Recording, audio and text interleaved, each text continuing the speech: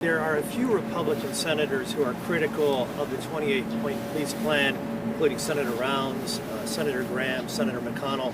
What do you say to those senators who say that this is giving too much away to Russia? And has Russia made any concessions as it relates to a possible peace deal concerning ending the war in Ukraine? I would point any critics to the words of the Ukrainians yesterday, in which they said that they feel very positive about this plan. They've been very involved. They have had direct input on the language of this plan, and that we are in direct communication and correspondence with them. Any idea, let me just finish with this, the idea that the United States of America is not engaging with both sides equally in this war to bring it to an end is a complete and total fallacy. And I saw a lot of misinformation and rumors and allegations against people in this building, such as Secretary Rubio and Special Envoy Wynkoff and the President himself, that they are favoring one side over the other. That could not be further from the truth. I have watched as the President and his team have worked around the clock overnight with both sides on endless phone calls, endless meetings to try to bring this war to a close. And any suggestion otherwise is a complete misunderstanding of the facts. It's coming from people who have no idea what they're talking about, or people who are pushing their own agenda, or maybe people who don't want to see this war come to an end. I don't know. Maybe they're profiting off of it. Maybe they benefit from it in some way, but nobody in this building benefits from war. We want to see this war come to an end, and that's what the President and his team are proudly working to do. And I think the critics should just take a step back and think about what happened with Israel and Gaza. There were a lot of doubters, and we got the hostages out, and this president secured a peace deal that still exists and is ongoing today. So everyone should just respect the work this administration is doing and watch the process unfold. What are exactly the points of disagreement that they are still working on? I don't want to detail sort of the technical talks that are happening right now, but there are just a couple, and we're confident that we'll be able to work through those. Will the president put pressure on Putin or Zelensky if this doesn't work? The president's been putting a lot of pressure on both leaders for this entire time. We've been talking with both sides. He's been talking to both leaders directly for 10 months now. So yes, you can expect that pressure to continue. The president wants this war to end. Karoline, is the president more determined now, since the judge's ruling today, to go after James Comey and Tish James, and if so, why? I wouldn't say he's going after them. I think the president is more determined than ever to see accountability in this country, yes, and to correct the wrongs of the weaponization of our justice system that we saw under the previous administration and Joe Biden. Are we entering a new phase in Venezuela, and what does that entail? Well, as the president is so good at, I'll try to be just as good. I'm not going to broadcast any actions that may or may not be happening with respect to Venezuela. I know I've been very clear about the administration's position, as has the president and his national security team. We view the Maduro regime as being illegitimate, and the president has been very satisfied with the successful strikes against narco-terrorists and foreign terrorists that are illegally trafficking drugs towards the United States of America. He's not going to tolerate that, and you can expect to see those strikes continue. What was President Trump's reaction to those indictments against Comey and James being thrown out?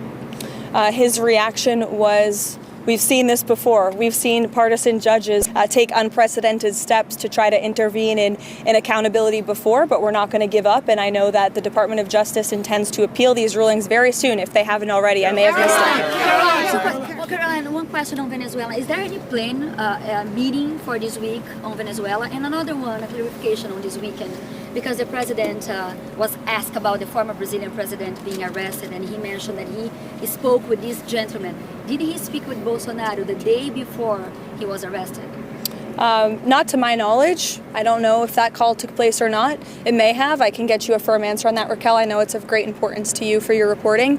As for meetings on Venezuela, there's meetings on a range of topics inside this building all of the time. And the president is constantly apprised of what's going on in the world, what's going on in the news, and he's very well written into all of the things that his team are working on. Caroline, please. You would not go into the sticking points of the disagreement between the two parties in the Ukraine peace process, but how flexible is the president in coming to a deal, and will the Europeans be part of a final negotiation with Zelensky? I think he's been quite flexible already. We've been watching this war go on for 10 months. He's talked to both leaders countless times. Our team has engaged with both the Russians and the Ukrainians extensively. As I said, there is a sense of urgency. The president wants to see this deal come together, and he wants to see this war end. Karoline, I wanted to ask you, is it MAGA to support American workers being replaced with H-1B visa holders? Are Americans not capable of filling most of these positions? Who supports getting American workers getting replaced?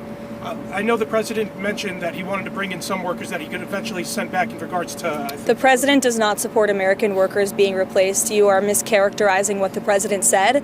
The president wants to see our American manufacturing industry be revitalized better than ever before. That's part of what he's doing with his effective use of tariffs and cutting good trade deals around the world. That's why he's recruited trillions and trillions of dollars in investments into our country. Those are creating good paying American jobs right here at home. As for the H-1B visa issue, the president has a very nuanced and common sense opinion on this issue. He wants to see if foreign companies are investing trillions of dollars in the United States of America and they're bringing foreign workers with them to create very niche things like batteries. He wants to see that at the beginning to get those manufacturing facilities and those factories up and running. But ultimately, the president always wants to see American workers in those jobs. And he's told these foreign companies that are investing here, you better be hiring my people if you're going to be doing business in the United States. So there's been a lot of misunderstanding of the president's position.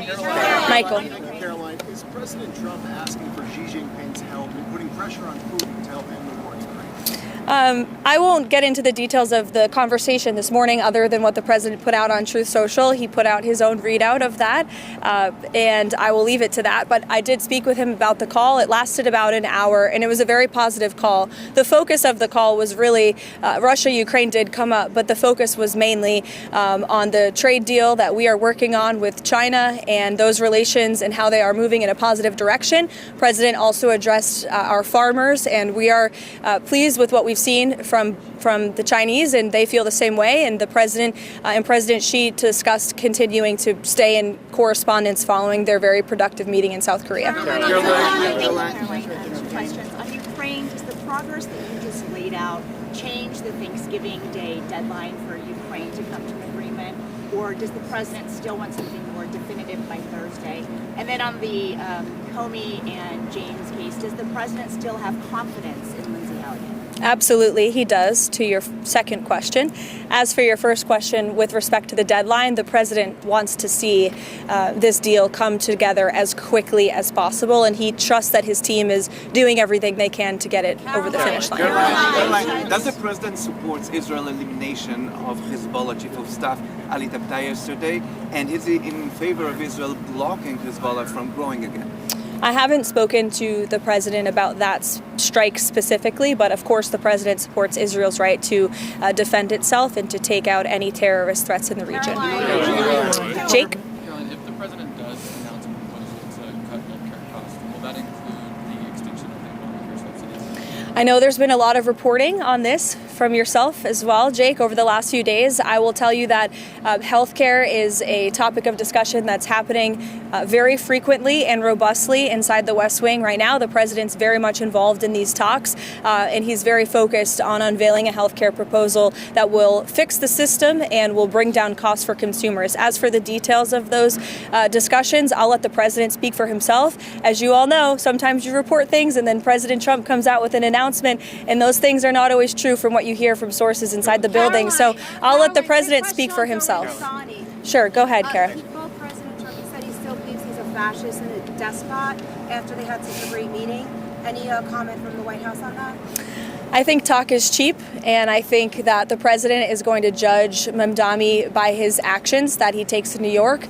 The meeting was positive, as you heard from the president last week, and I think the fact that the president is willing to meet with somebody who said those types of things about him shows that he really is interested in being a president for all Americans, regardless of where they live or who their leader is. He wants what's best for New York. He loves New York City. He helped build the skyline. He spent his whole life there. And so he really wants to see New York do well. And so that's how that meeting played last week.